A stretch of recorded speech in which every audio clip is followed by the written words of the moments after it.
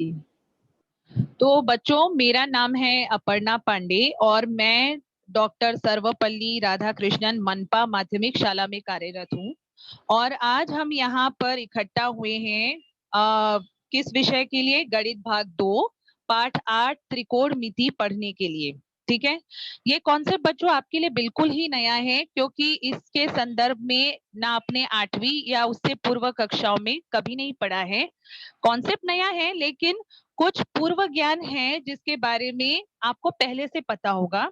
हम उन टर्म्स को भी रिवाइज करेंगे और त्रिकोणमिति के जो बेसिक कॉन्सेप्ट हैं इसके बारे में भी आज जानेंगे। ठीक है।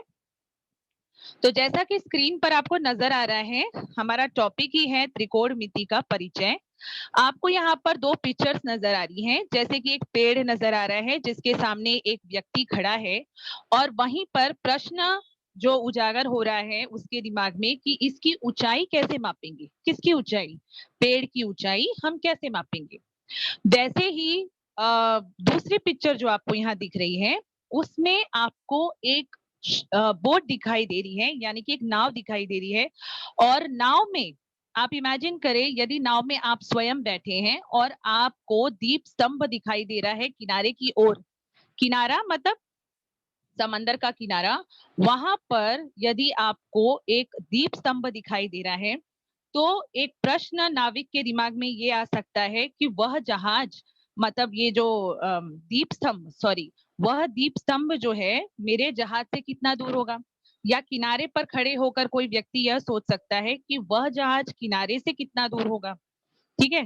तो ये दूरी कैसे मापी जाती है? तो इस दूरी को, ये जो दूरी आप देख रहे हैं ना, इस दूरी को मापने के लिए त्रिकोणमिति इस शाखा का उपयोग किया जाता है, जो कि गणित की ही एक शाखा का नाम है। इसे हम इंग्लिश में ट्रिग्नोमेट्री भी कहते हैं।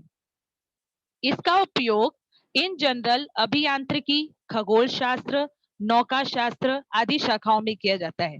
अभियांत्रिकी जिसे आप इंग्लिश में इंजीनियरिंग नाम से जानते हैं, खगोल शास्त्र अंतरिक्ष विज्ञान आपने साइंस में पढ़ा है ना, उसी से रिलेटेड जो साइंस होता है उसे हम खगोल शास्त्र कहते हैं।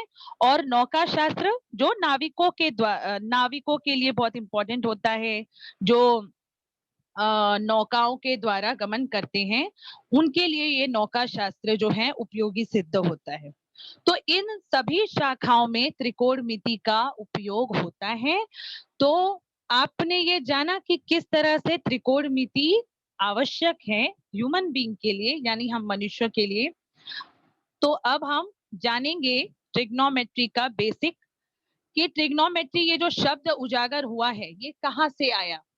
ये एक्चुअली में 3 ग्रीक वर्ड से मिलकर बना है और वो 3 ग्रीक वर्ड्स हैं tri, gona and metron. What is the meaning of tri? Tri का मीनिंग है 3, गोना का मतलब है भुजा। ठीक है। जैसे कि त्रिभुज आप जानते हैं, तो वैसे ही 3 भुजा। और मेट्रॉन का अर्थ होता है मापन करना। ठीक है।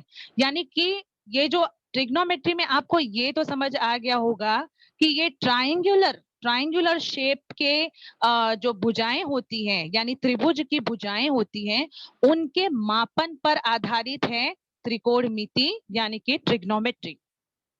ठीक है। कुछ चीजें जो पूर्व ज्ञान के रूप में आपको पता होगी और नहीं पता है तो अभी क्लियर कर लेते हैं।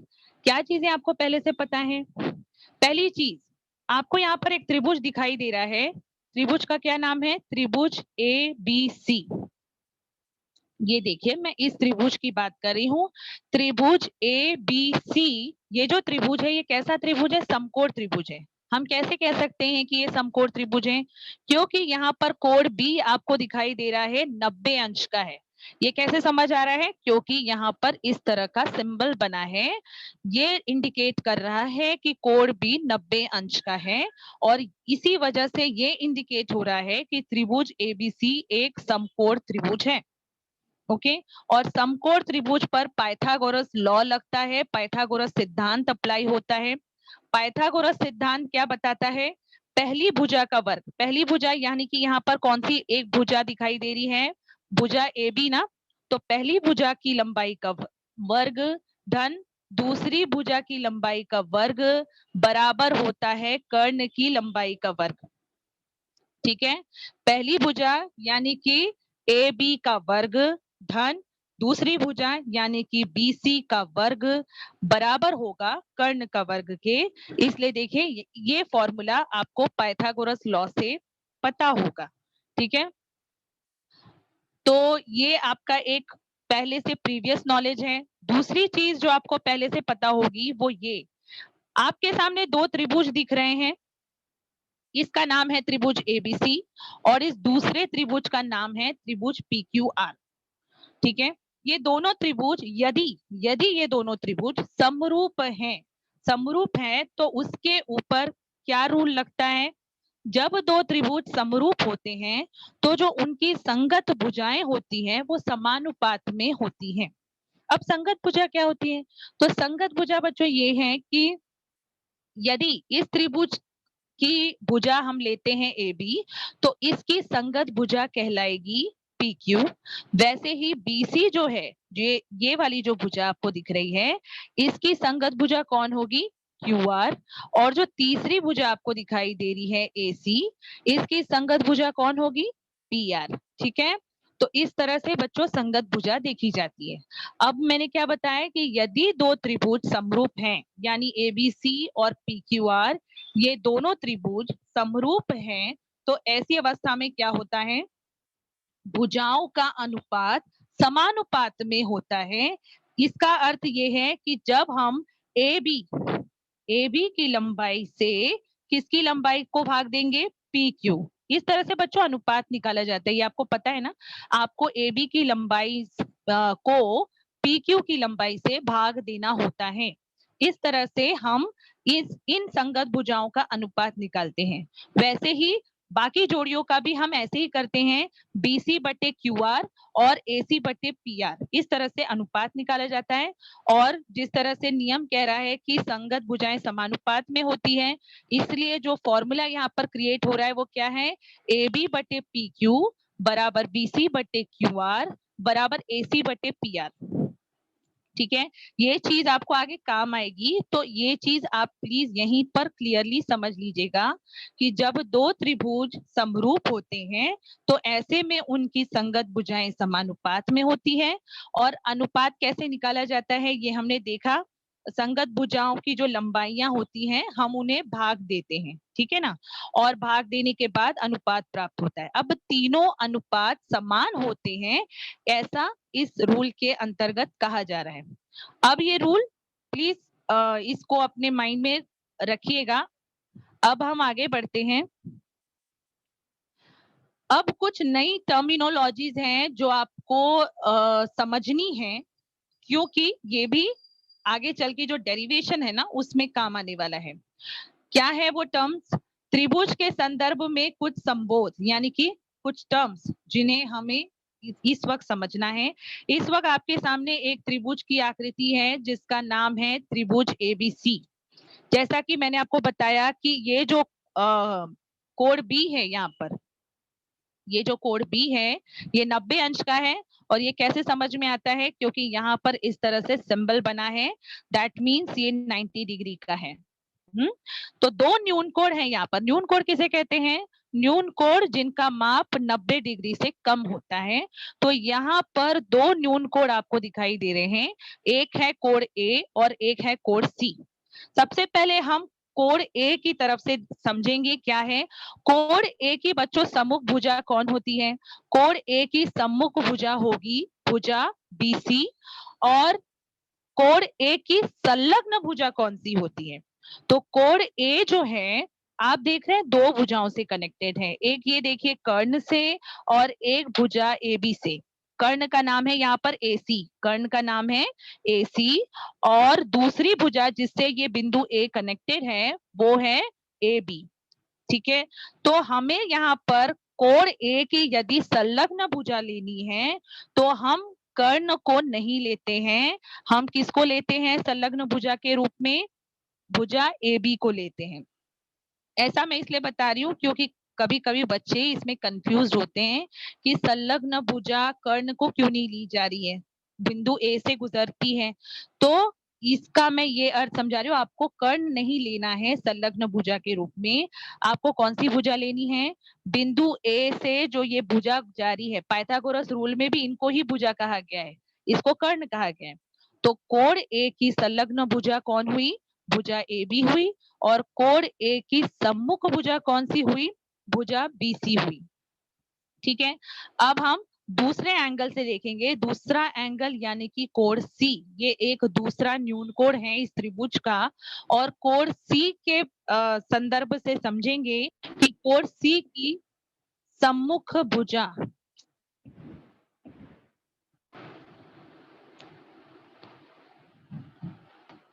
कोण सी की सम्मुख भुजा जो है वो कौन सी है? कोण सी की सम्मुख भुजा यहाँ पर भुजा ए बी है। और कोण सी की संलग्न भुजा बच्चों कौन सी है? तो बिंदु सी से आपको दो भुजा कनेक्टेड दिख रही हैं। तो जैसा कि मैंने बताया, आपको कर्ण को संलग्न भुजा में कंसिडर नहीं करना है। बिंदु सी से जो भुजा गुजर कर जा रही है वो है ये वाली भुजा, यानी कि भुजा बी सी। ओके, तो यही चीजें यहाँ पर देखिए लिखी गई हैं। कोण बी यहाँ पर 90 अंश का है, यानी कि एक समकोण त्रिभुज है। कोण ए और कोण सी न्यून कोण है। कोण ए की सम्मुख भुजा भुजा बी सी। कोण ए की संलग्न भुजा भुजा ए बी। कोण सी की सम्मुख भुजा भुजा ए बी। कोण सी की संलग्न भुजा भुजा बी सी। ठीक है, इस तरह से जैसा आपके सामने सवाल होगा उसके आधार पर आपको संलग्न भुजा सम्मुख भुजा निकालनी आनी चाहिए। अब हम मेन जो डेरिवेशन है इसकी तरफ बढ़ रहे हैं कि ये जो फॉर्मूला है ये डिराइव कैसे हुआ। कौन सा फॉर्मूला? त्रिकोणमिति के जो फॉर्मूलेज हैं वो डिराइव कैसे हुए हैं, हम उसकी तरफ बढ़ रहे हैं। ठीक है, तो त्रिकोणमिति अनुपात, यहाँ पर आपको दो त्रिभुज दिख रहे होंगे। एक है त्रिभुज ये वाला, यानी कि PQB। और दूसरा त्रिभुज है ACB। ये दो त्रिभुज दिखलाई दे रहे हैं। यदि त्रिभुज PQB समरूप है त्रिभुज ACB के, ये कंडीशंस हैं। और दूसरी कंडीशन ये है कि कोण B सामान्य कोण है। सामान्य कोण को हम इंग्लिश में कहते हैं कॉमन एंगल। कॉमन यानी कि कोण B जो दोनों त्रिभुजों में कॉमन है, सामान्य है। तो यहाँ पर ये दो कंडीशंस हमें मिली इसके आधार पर, क्योंकि जैसा मैंने आपको बताया था जब दो त्रिभुज समरूप होते हैं तो उनकी जो भुजाएं होती हैं उनका माप जब हम लेते हैं वो समानुपात में होती हैं। उसी रूल पर उसी रूल को हम यहाँ भी लगाएंगे कि जब दो त्रिभुज समरूप होते हैं तो उनकी जो सभी भुजाएं हैं वो समानुपात में होती हैं। यानी कि PQ बटे AC बराबर होगा BQ बटे BC बराबर होगा PB बटे AB। समझ में आया? इस तरह से तीनों जो जोड़ियां हैं भुजाओं की वो समानुपात में होंगी। ये गुणधर्म हमने पहले ही देखा था। अब इसी में से मैंने दो जोड़ी अलग कर दी है।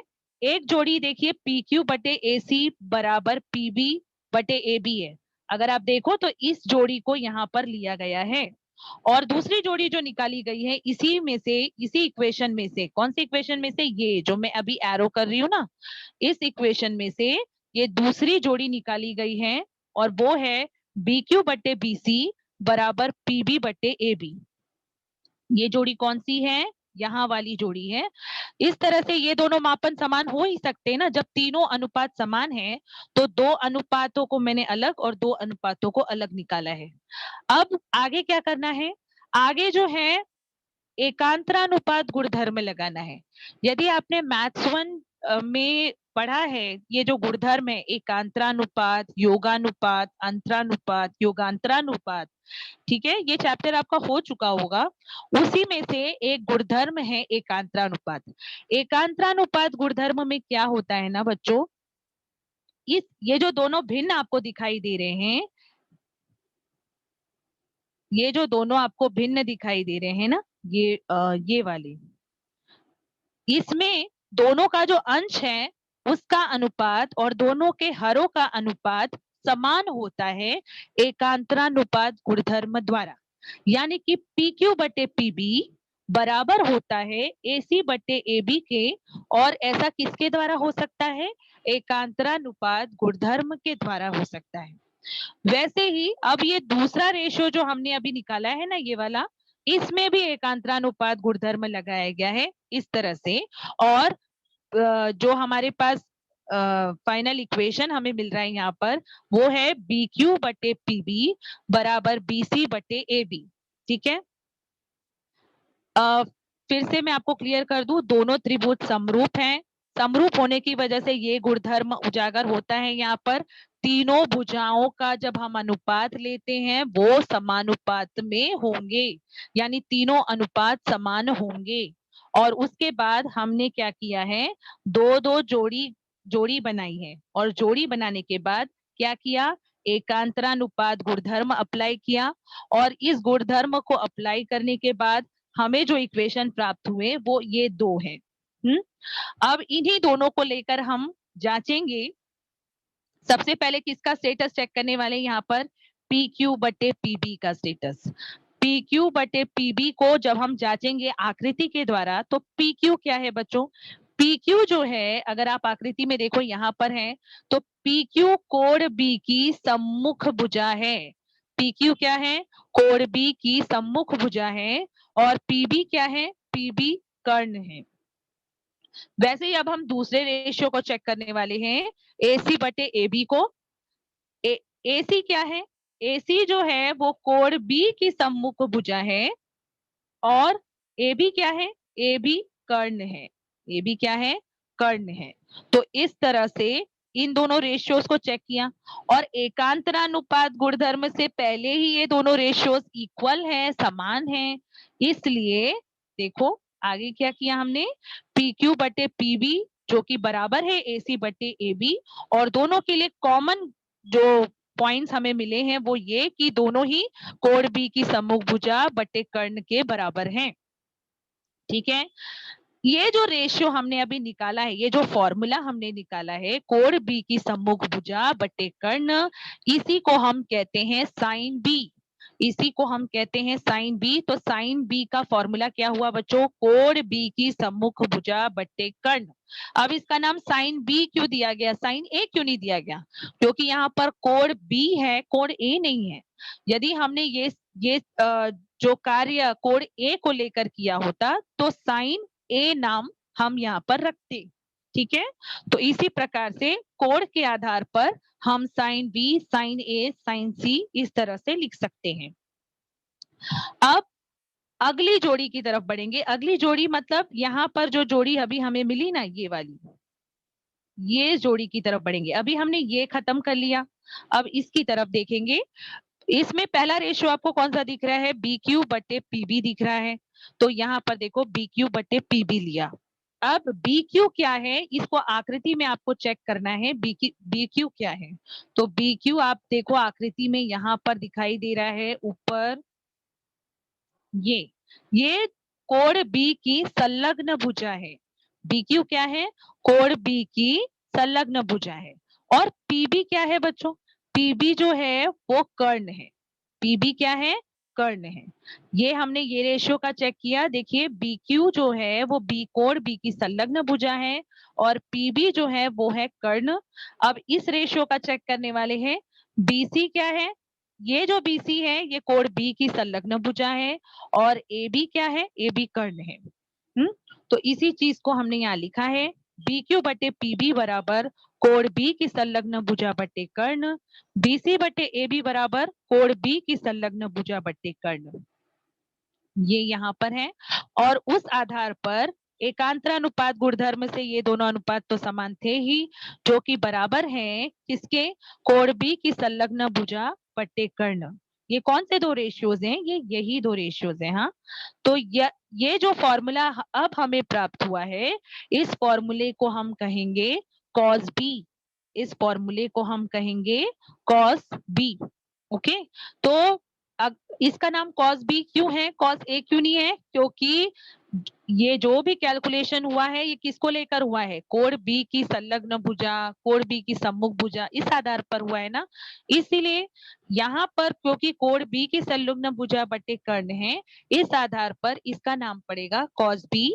यदि यहाँ कोण ए होता तो इसका नाम क्या होता, कॉस ए होता। ओके,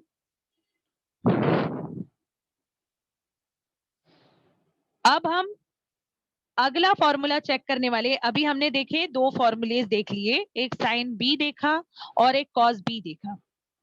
अब ये जो तीसरा फॉर्मूला है ये कैसे बनता है, आपको ये दो स्टार इक्वेशन दिख रहे हैं ऊपर, यहाँ पर स्टार मार्क्ड है दो इक्वेशंस पर। इन दोनों स्टार इक्वेशंस को हमें भाग देना है, यानी पी क्यू बटे पीबी को भाग देना है बी क्यू बटे पीबी से, AC बटे AB को भाग देना है BC बटे AB से, और कोण B की सम्मुख भुजा बटे कर्ण को भाग देना है कोण B की संलग्न भुजा बटे कर्ण से।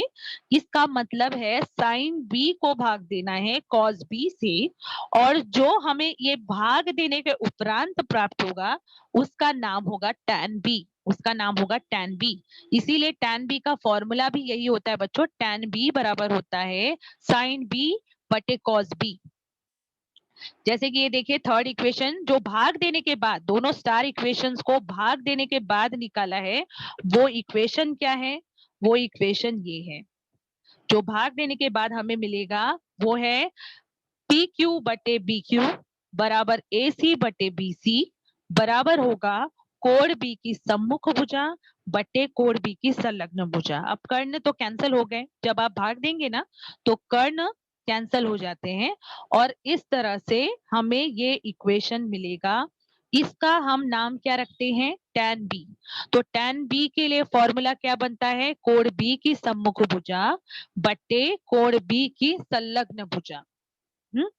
तो इस तरह से तीनों फॉर्मूले हो गए। अब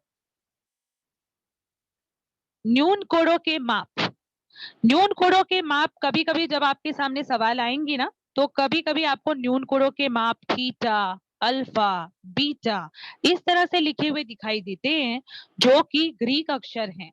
थीटा, अल्फा और बीटा क्या है, ग्रीक अक्षर है। तो उस आधार पर आपका फॉर्मूला क्या बनेगा, sine theta, sine alpha, sign beta, या अगर कॉस निकाल रहे हैं तो cos theta, cos alpha, cos beta, ऐसे फॉर्मूलेज बनेंगे। तो वो डिपेंड करता है कोड के नाम पर। अब तो आज हम लोगों ने बच्चों तीन फॉर्मूलेज यहाँ पर पढ़े हैं। साइन अनुपात जो अभी हमने पाया है वो क्या, कोण की सम्मुख भुजा बटे कर्ण। कॉस अनुपात बराबर होता है कोण की संलग्न भुजा बटे कर्ण, और tan अनुपात बराबर होता है कोण की सम्मुख भुजा बटे कोण की संलग्न भुजा। ओके, तो इस तरह से ये यहीं पर समाप्त होता है। लेकिन मैं आपको एक बार और रिवाइज करवाती हूँ क्या क्या पढ़ा हमने आज। त्रिकोणमिति, जो कि जिसे इंग्लिश में हम ट्रिग्नोमेट्री कहते हैं। ट्रिग्नोमेट्री तीन अलग अलग ग्रीक वर्ड से यानी ग्रीक के शब्दों से मिलकर बना है, ट्राई, गोना एंड मेट्रॉन। ट्राई का मतलब होता है तीन, गोना का मतलब होता है भुजा, और मेट्रॉन का मतलब होता है मापन करना। पूर्व ज्ञान आपको जो रखना है, जो कि आपके पास है, वो क्या है, त्रिभुज एबीसी समकोण त्रिभुज यहाँ पर जैसे कि दिखाया गया है, और समकोण त्रिभुज पर कौन सा लॉ लगता है, पाइथागोरस सिद्धांत। पाइथागोरस सिद्धांत के आधार पर क्या फॉर्मूला होता है बच्चों, पहली भुजा की लंबाई का वर्ग धन दूसरी भुजा की लंबाई का वर्ग बराबर होता है कर्ण के वर्ग की। जैसे कि त्रिभुज एबीसी में पहली भुजा कौन है, ए बी है, दूसरी भुजा बीसी है, और कर्ण कौन है, एसी है। इसीलिए ये फॉर्मूला यहाँ पर बनता है ए बी का वर्ग धन बीसी का वर्ग बराबर एसी का वर्ग। नेक्स्ट जो पूर्व ज्ञान आपको पहले से पता होगा, जो जब दो त्रिभुज समरूप होते हैं, जैसे इस उदाहरण में यहाँ पर त्रिभुज एबीसी और त्रिभुज पीक्यूआर ये दोनों समरूप त्रिभुज हैं, तो इनकी संगत भुजाएं समानुपात में होती हैं। त्रिभुज एबीसी और त्रिभुज PQR में संगत भुजाएं कौन सी है? AB, भुजा AB संगत है किसके? भुजा PQ के। भुजा BC संगत है भुजा QR के, और भुजा AC संगत है भुजा PR के। इसीलिए जब हम अनुपात निकालेंगे तो AB बटे PQ का अनुपात, BC बटे QR का अनुपात और AC बटे PR का अनुपात, इस तरह से निकालेंगे। और तीनों अनुपात बराबर होते हैं, समान होते हैं, यानी कि समानुपात होते हैं। इसीलिए हमने तीनों रेशियोज को क्या किया है, इधर इक्वल। ये समरूप त्रिभुजों के गुणधर्म में आता है। इसके बाद जो नए संबोध आज आपने पढ़े वो क्या पढ़े? यस, हाँ, तो जो नए संबोध आपने पढ़े वो ये कि आपके सामने जैसे त्रिभुज एबीसी है, समकोण त्रिभुज है। यहाँ पर कोण बी का माप कितना है? 90 अंश है। ये दिख रहा है, देखिए 90 अंश का। और यहाँ पर दो न्यून कोण है, कोण ए और कोण सी। कोण ए की सम्मुख भुजा जो आपने आज जानी वो क्या है? बीसी। और कोण ए की संलग्न भुजा कौन सी होती है? भुजा ए बी। वैसे ही कोण सी की सम्मुख भुजा कौन सी होती है बच्चों? A B. और कोण सी की संलग्न भुजा कौन सी होगी? भुजा बीसी। अब हमने यहाँ पर तीन फॉर्मूलेज अब हम डिराइव करेंगे त्रिकोणमितीय अनुपात निकालने के लिए। सबसे पहले हमारे पास यहाँ पर दो त्रिभुज हैं और ये दोनों ही त्रिभुज समरूप त्रिभुज हैं, ठीक है। और यहाँ पर कोण बी जो है वो सामान्य कोण है। ऐसे केस में जब दो त्रिभुज समरूप होते हैं तो उनकी जो भुजाओं का अनुपात होता है वो समान होता है, अभी हमने देखा। और उस आधार पर ये इक्वेशन हमें प्राप्त हुआ। इसी में से हमने दो जोड़ियों में इसी इक्वेशन को ब्रेक किया है। कैसे? PQ बटे AC बराबर PB बटे AB और BQ बटे BC बराबर PB बटे AB। ये इक्वेशंस, इसमें ये इक्वेशंस निकाले। इसमें हमने एकांतरानुपात गुणधर्म लगाया। एकांतरानुपात गुणधर्म से हमें ये दो इक्वेशंस प्राप्त हुए। इसके बाद PQ बटे PB को हम जांचेंगे कि PQ बटे PB का स्टेटस त्रिभुज में क्या है। तो PQ बटे PB जब हम यहाँ त्रिभुज में चेक करेंगे तो PQ क्या है बच्चों? PQ जो है वो कोण B की सम्मुख भुजा है। PQ जो है वो कोण B की सम्मुख भुजा है। और PB क्या है? PB कर्ण है। वैसे ही जब हम AC बटे AB का स्टेटस चेक करेंगे तो AC जो है वो यहाँ पर कोण B की सम्मुख भुजा है और AB जो है वो यहाँ पर क्या है? कर्ण है। इस तरह से जो हमें यहाँ पर फाइनल इक्वेशन मिलता है वो है PQ बटे PB बराबर AC बटे AB बराबर कोण B की सम्मुख भुजा बटे कर्ण, जिसे हम साइन बी भी कहते हैं। और साइन बी यहाँ पर जो बी अल्फाबेट है वो कोण के नाम पर आधारित है। यदि कोण का नाम अलग है तो उस साइन के आगे उस कोण का नाम लगता है। अब आपको दिख रहा है अनदर रेशियो, जो ये जो इक्वेशन मिला था हमें बी क्यू बटे पीबी बराबर BC बटे AB। तो हम एक एक का यहाँ पर त्रिभुज में स्टेटस चेक करने वाले हैं। पहले किसका देखेंगे? BQ बटे PB का, और बाद में किसका देखेंगे? BC बटे AB का। तो देखो फिर से चेक कर लो, BQ क्या है? BQ जो है वो कोण B की संलग्न भुजा है। ये देखिए BQ कोण B की संलग्न भुजा है। PB क्या है? PB कर्ण है। इसके बाद BC और AB का स्टेटस चेक करेंगे। BC क्या है? कोण B की संलग्न भुजा है और AB क्या है? कर्ण है। तो इसलिए जो फॉर्मूला यहाँ पर बनता है वो इस तरह से बनेगा। BQ बटे PB बराबर कोण B की संलग्न भुजा बटे कर्ण। BC बटे AB बराबर है कोण B की संलग्न भुजा बटे कर्ण। और दोनों ही अनुपात एकांतरानुपात से भी बराबर हुए। और यहाँ पे जब हमने उनका स्टेटस चेक किया उस आधार पे भी ये दोनों समान हैं। तो BQ बटे PB बराबर है BC बटे AB, जो कि बराबर है कोण B की संलग्न भुजा बटे कर्ण, जिसे cos B भी कहते हैं। ओके।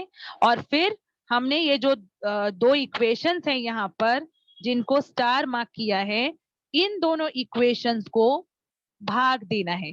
पी क्यू बटे पीबी से पी क्यू बटे पीबी को बी क्यू बटे पीबी से भाग देना है। ए सी बटे ए बी को हमें बी सी बटे ए बी से भाग देना है। और ये जो फैक्टर आपको दिख रहा है इसको इससे भाग देना है। और जब हम भाग देंगे तो हमें tan b प्राप्त होगा। और इसीलिए tan b के लिए जो फॉर्मूला बनता है बच्चों वो होता है tan b बराबर sin b upon cos b। ये फॉर्मूला बनता है tan b के लिए।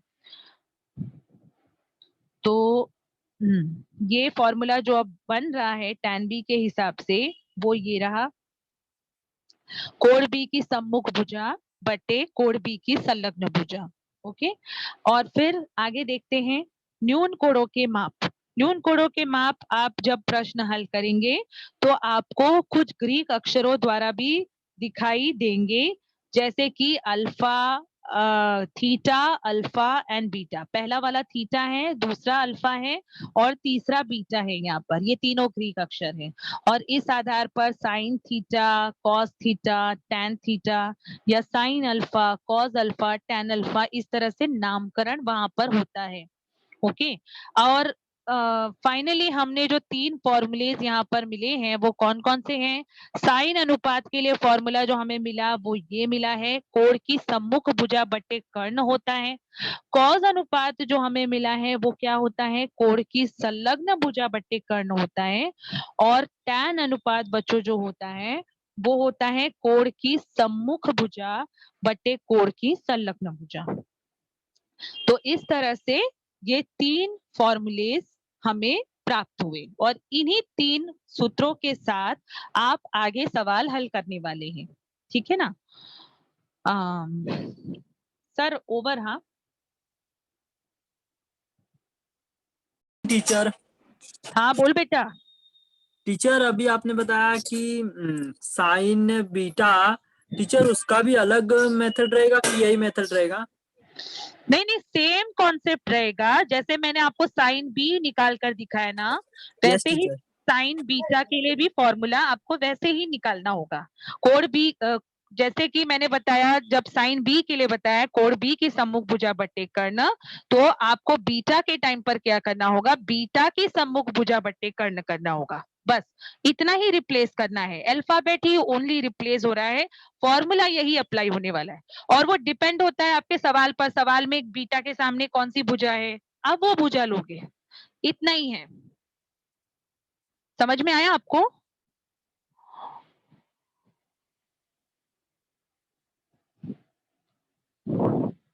Hello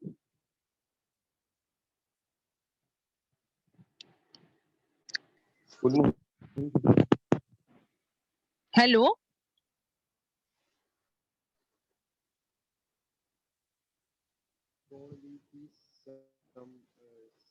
hello teacher. हाँ बोलो बोलो। टीचर, साइन के लिए भी कोई फॉर्मूला होता है क्या? सॉरी, आप रिपीट करो क्वेश्चन। टीचर जैसे कि अभी आपने साइन थीटा, मतलब उसका भी कुछ फॉर्मूला होगा, लेकिन टीचर उसका होगा क्या, क्या साइन बीटा और साइन अल्फा का? हाँ बिल्कुल, डिपेंड करता है ना बच्चा, वो क्वेश्चन में क्या डाला है। अल्फा है तो आपको अल्फा की सम्मुख भुजा लेनी होगी, अगर वहां बीटा है कोण तो बीटा की सम्मुख भुजा लेनी होगी, क्योंकि साइन के लिए फॉर्मूला क्या कहता है? सम्मुख भुजा लेनी है। तो जैसे कि देखो आपको स्क्रीन पर दिख रहा है साइन बीटा, साइन बी का फॉर्मूला दिख रहा है। हाँ टीचर। हाँ, तो इसी आधार पर आप अल्फा बीटा के लिए जो फॉर्मूला लिखोगे, अगर अल्फा कोण है तो अल्फा की सम्मुख भुजा बट्टे कर्ण आएगा, और अगर बीटा है तो साइन बीटा बराबर होगा बीटा की सम्मुख भुजा बट्टे कर्ण। तो वो डिपेंड करता है कौन सा कोण है, उस कोण की सम्मुख भुजा। अगर आप इसी तरह से कॉस निकाल रहे हो तो कॉस अल्फा के टाइम पर आपको क्या करना होगा? अल्फा की संलग्न भुजा, कॉस में संलग्न भुजा ली जाती है, इसीलिए कॉस जब अल्फा लेते हैं, कॉस अल्फा, तो अल्फा की संलग्न भुजा बटे कर्ण होगा। और साइन बीटा के टाइम या साइन अल्फा के टाइम पर क्या होगा? उस कोण की सम्मुख भुजा लेनी है। बस इतना फर्क है, बाकी कोण कोई भी वहां पर मौजूद हो। Thanks teacher. Welcome welcome. Anyone else? कोई और है?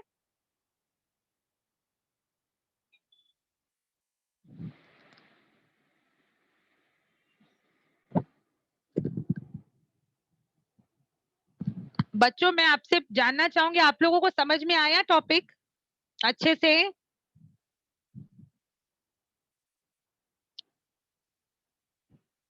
वैसे आप लोग म्यूटेड है, सॉरी, तो हाउ कैन आई आस्क? और कोई है?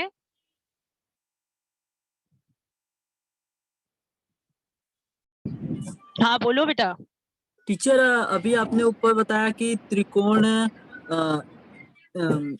बी पी बी क्यू और ए बी सी दोनों सामान्य भुजा है ना? नहीं नहीं, मैंने सामान्य भुजा नहीं वहां पर बताया, सामान्य कोण बताया, कोण बी। सामान्य कोण। बाकी दोनों त्रिभुज समरूप बताया है मैंने, भुजाएं टीचर। सामान्य नहीं है उसमें। Okay teacher.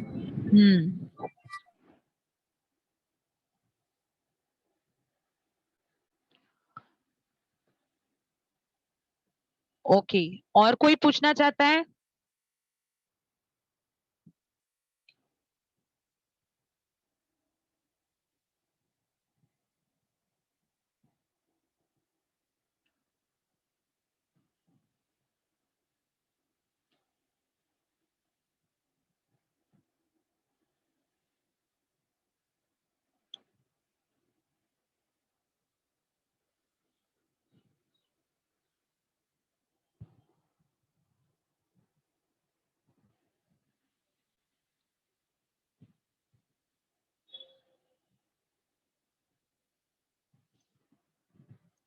बच्चों आपके पास अभी भी समय है, आप चाहें तो पूछ सकते हैं।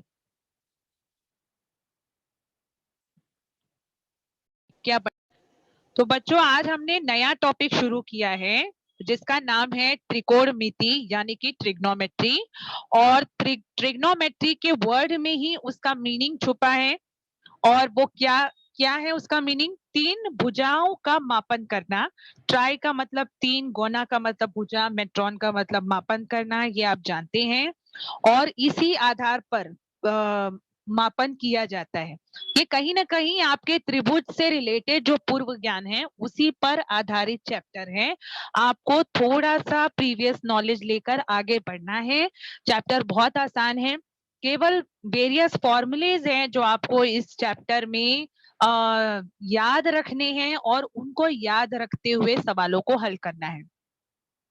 केवल यहाँ पर आज जो मैंने आपका ये जो लेक्चर लिया है इसमें वो फॉर्मूलेज बने कैसे हैं, यानी फॉर्मूलेज डिराइव कैसे हुए हैं, उनके बारे में हमने आज बात की है।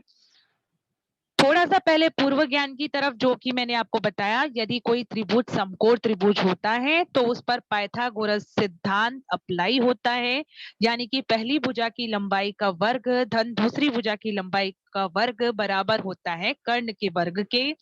वैसे ही जब दो त्रिभुज समरूप त्रिभुज होते हैं, जैसे कि स्क्रीन पर आपको दो त्रिभुज दिख रहे हैं जोड़ी में, एक त्रिभुज है एबीसी और एक त्रिभुज है पीक्यूआर। जब दोनों समरूप त्रिभुज होते हैं तो उनकी संगत भुजाएं जो होती हैं वो समानुपात में होती हैं। यहाँ पर ये इन दोनों त्रिभुजों में संगत भुजाएं कौन होती हैं? तो भुजा ए बी की संगत भुजा भुजा पी क्यू कहलाती है। भुजा बी सी की संगत भुजा भुजा क्यू आर होती है। और भुजा ए सी की संगत भुजा भुजा भुजा पी आर होती है। ओके, तो जब हम रेशियो निकालेंगे यानी अनुपात निकालेंगे तो ए बी बटे पी क्यू बराबर होगा बी सी बटे क्यू आर, वो बराबर होगा ए सी बटे पी आर के। इस तरह से ये तीनों अनुपात समान होते हैं। त्रिभुज के संदर्भ में जो कुछ संबोध हैं जिनके बारे में आपको समझने की जो जरूरत है इस चैप्टर के लिए, वो है न्यून कोणों की सम्मुख भुजाएं और न्यून कोणों की संलग्न भुजाएं। ठीक है, जैसे कोण ए की सम्मुख भुजा कौन है? तो भुजा बीसी है। कोण ए की संलग्न भुजा कौन है? तो भुजा ए बी है। वैसे ही कोण सी की सम्मुख भुजा भुजा ए बी है। जो मैं बोल रही हूँ आप पिक्चर देखो, बस पिक्चर देखेंगे समझ में आ जाएगा। कोण सी की सम्मुख भुजा भुजा ए बी है, कोण सी की संलग्न भुजा भुजा बी सी। अब नेक्स्ट जो हमने है पीक्यूबी और एसीबी, दोनों त्रिभुज समरूप है और दोनों में कोण बी सामान्य कोण है। यहाँ पर कोई भी भुजाएं सामान्य नहीं है, भुजाएं समानुपात में जरूर है क्योंकि समरूप त्रिभुज है इसलिए। और यहाँ पर इसलिए जो फॉर्मूला हमने समरूप त्रिभुजों में ऊपर देखा था वही फॉर्मूला है ये, पी क्यू बटे ए सी होगा बराबर बी क्यू बटे बी सी बराबर पी बी बटे ए बी होगा। अब इसी में से दो पेयर अलग किए गए हैं, पी क्यू बटे ए सी बराबर पी बी बटे ए बी का पेयर और दूसरा पेयर है बी क्यू बटे बी सी बराबर पी बी बटे ए बी का पेयर। दोनों में एकांतरानुपात गुणधर्म अप्लाई किया गया है। B will be equal to मतलब बराबर होगा कोण B की सम्मुख भुजा बटे कर्ण। दूसरा फॉर्मूला जो हमने अचीव किया cos B बराबर कोण B की संलग्न भुजा बटे कर्ण और tan B बराबर है कोण B की सम्मुख भुजा बटे कोण B की संलग्न भुजा। ठीक है, और इन तीन फॉर्मूलेस को लेकर आप आगे सवाल हल कीजिए और अच्छे अच्छे नंबरों से आप पास होइए और फिर 10वीं में प्रवेश करिए। तो इसी के साथ हम अपना जो ये आज का जो लेक्चर है वो समाप्त करते हैं और मैं फिर आपको इसी चैप्टर के कंटेंट को लेकर मिलूंगी। तब तक के लिए हम विदा लेते हैं। ओके।